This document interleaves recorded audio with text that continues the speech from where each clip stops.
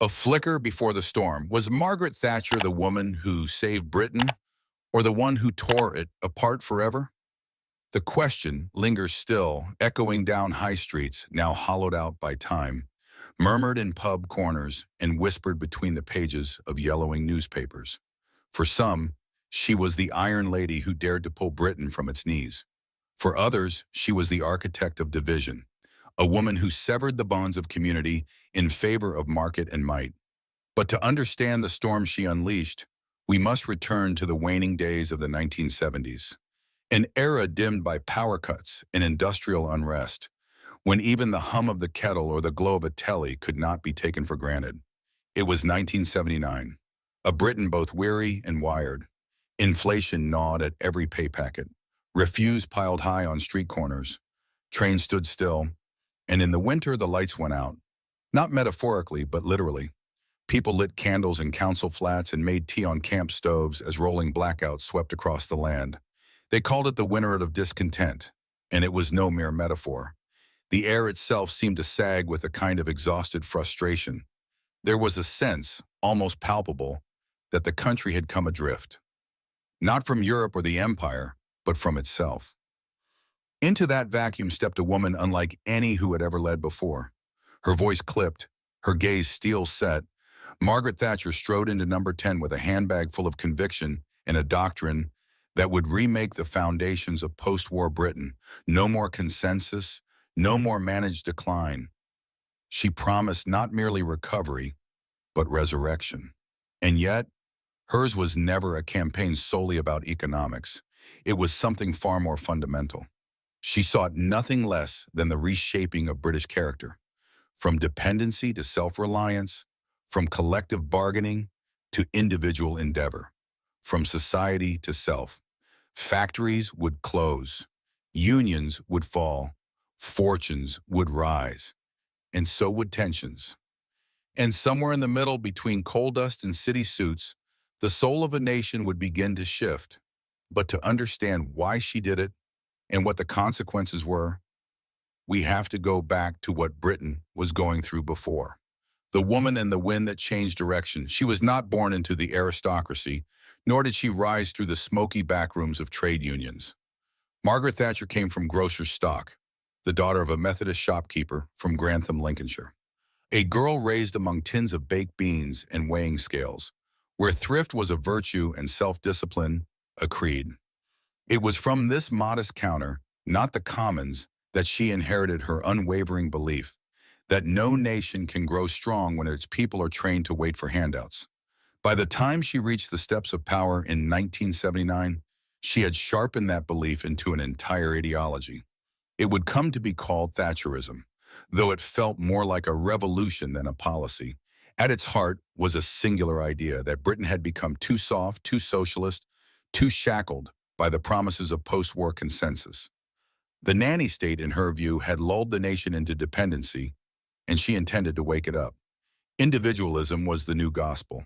Government would retreat, the market would decide, public spending would be slashed, trade unions would be muzzled, council houses sold, state-owned industries privatized, and the role of Britain's once mighty government would shrink, not to nothing, but to something lean, firm, and iron-bound. But before she could forge this new Britain, she had to dismantle the old. And that Britain, however flawed, was not without its comforts. It was the Britain of queuing quietly with ration books in hand, of warm biscuits from the baker's van and milk delivered to the doorstep at dawn.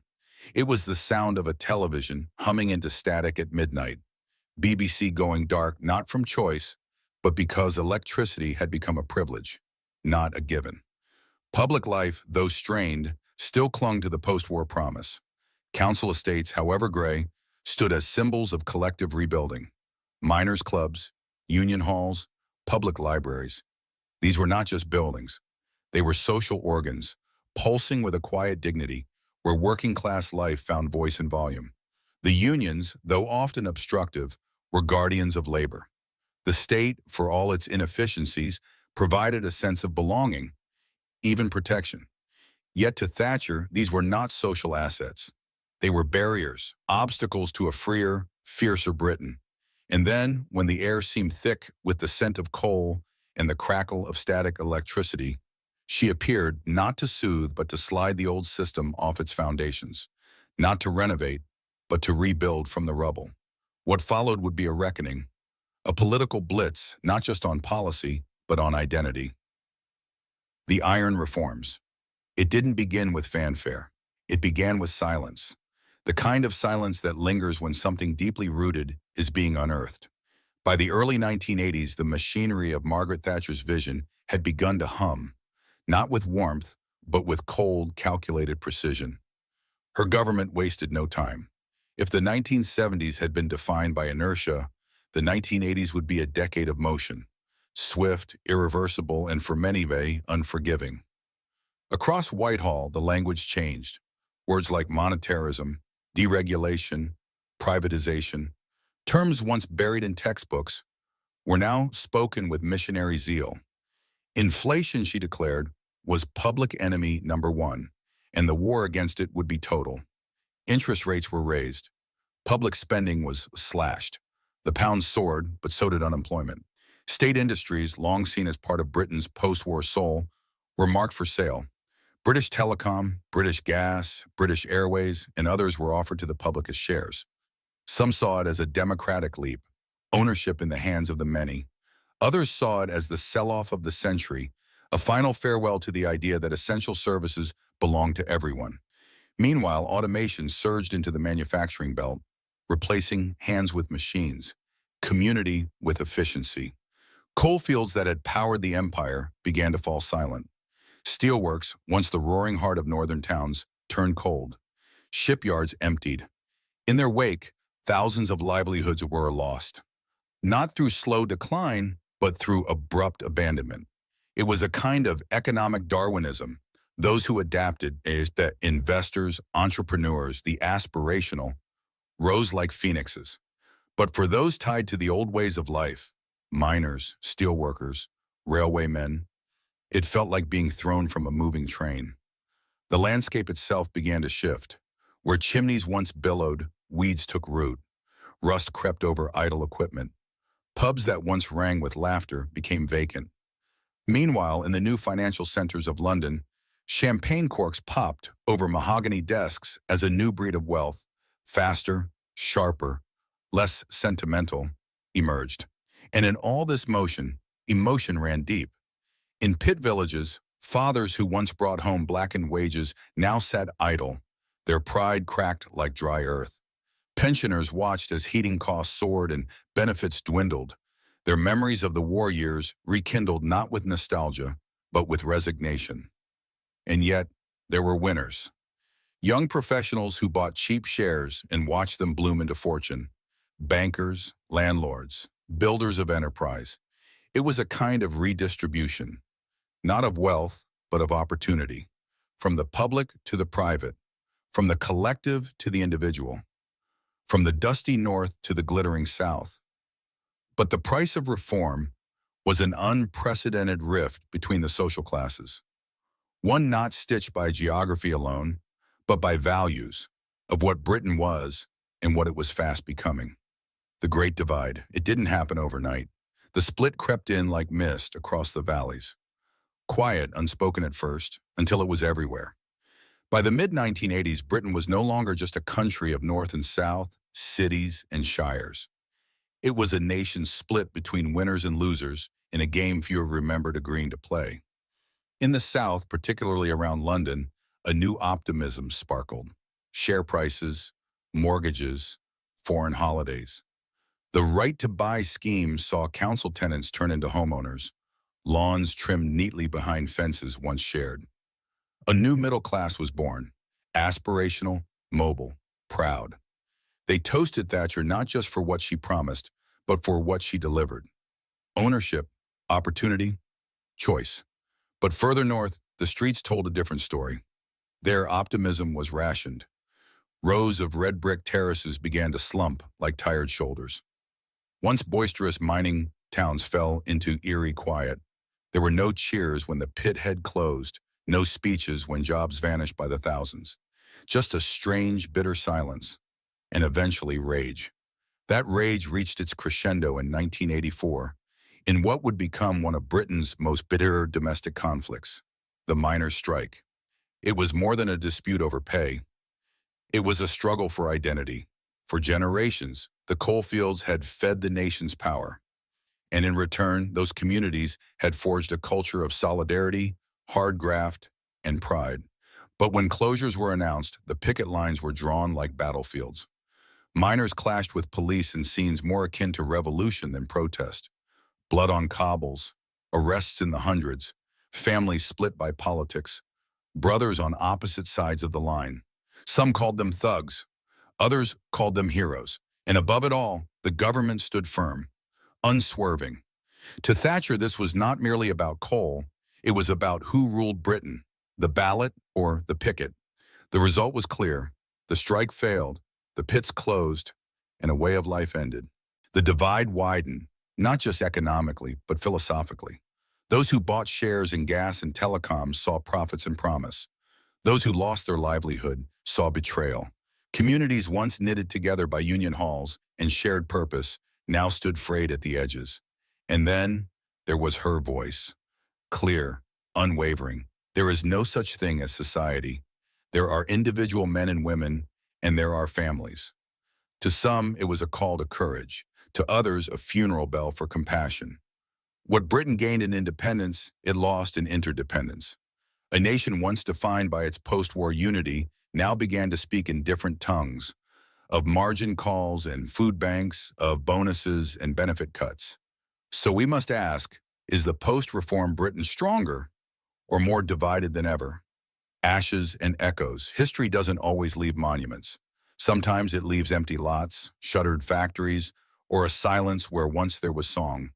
And so Britain emerged from the 1980s, not triumphant, nor entirely broken, but altered.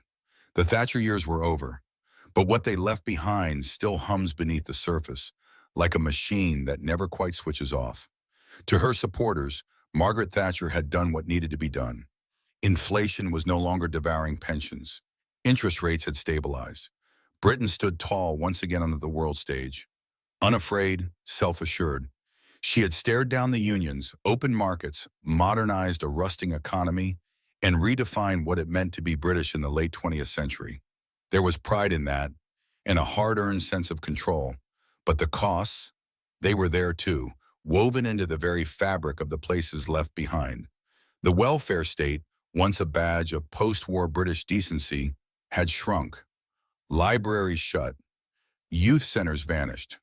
Councils ran out of funds, and volunteers became the glue that tried to hold together what tax no longer reached. Life became a contest. Competition was king. Success measured in gains, growth, and grit. In cities, the skyline changed. Glass towers rose where warehouses once stood. Financial centers thrived. Canary Wharf glittered. A new Britain was emerging. Faster, richer, sharper. But drive an hour north, and the picture blurred. Among the remnants of old steelworks and coal plants, communities wrestled with purpose. Entire towns seemed to pause in mid-sentence, waiting for an answer that never came. Council estates, once symbols of hope and dignity, aged without care. Graffiti replaced pride. Yet inside those same walls, grandparents still told stories of days when neighbors helped one another, when a job meant more than money, it meant place. For some, Thatcher's legacy is freedom, the right to own, to strive, to succeed on one's own terms. For others, it is disconnection, a long, slow dissolving of bonds once thought unbreakable. Even now, the debate rages. Did she save the economy or sacrifice the soul? Were we reformed or reprogrammed? The material legacy is clear. The blueprint of privatization remains the foundation of Britain's economic model today. Railways, energy, water, all still run by private hands. The language of profit and efficiency endures. But the spiritual legacy is more elusive, a belief in the individual, yes, but also a growing question. What happened to the we? In the ruins of old factories, in the shine of new shopping centers, in the quiet homes of the retired, in the noise of trading floors, her presence lingers. Not as a statue, but as a choice we keep making. That legacy, Is it light or darkness, or simply a new, irreversible British identity? What remains? By the time Margaret Thatcher left office in 1990, Britain was no longer the country it had been a decade before. Some called it reborn, others dismantled. But one thing is certain, it was reshaped, not only in policy, but in spirit. The journey from 1979 to the late 80s was more than an economic shift. It was a cultural recalibration, a rewriting of the post-war contract. Out went consensus, in came conviction, out went collectivism, in came enterprise. The rules changed, and so did the people who lived by them. Her influence did not end with her resignation. It lived on in governments that followed, even those who had once opposed her. New Labour adopted free markets. Conservatives continued to shrink the state. No prime minister since has governed without, in some way, standing in her long shadow. Today, many of Thatcher's policies remain. The bones of her economic model still underpin British infrastructure. The belief in privatization, in competition, in deregulation, it all lingers, written into law, etched into streets. But what of the people? The Thatcher generation. Those who bought homes, started businesses, climbed from modest means to middle-class comfort, now near retirement. They remember those years with a mixture of pride and pain. For them, the 1980s were a time of decisive change, of clarity, of action, even if the road was hard. But for today's youth who inherit a nation of gig economies, housing crises, NHS waiting lists, and fractured communities, the promise feels less clear. They did not grow up in the shadow of the coal mine, nor feel the heat of factory fires. But they do live with the consequences of a Britain built on the premise that the individual must prevail, no matter the cost. So we are left to wonder, is a society that competes but does not share still viable in a world facing global pandemics, climate emergencies, and economic uncertainty? Can a country so thoroughly shaped by the triumph of the market still find its way back to the value of mutual care? Or are we now bound to a future where success is defined not by what we build together, but by how far we can go alone? Margaret Thatcher once said, "Watch your thoughts, for they become words. Watch your words, for they become actions." Her thoughts became a nation's direction. Her actions became its legacy. But whether that legacy is complete or still unfolding remains a question for us all.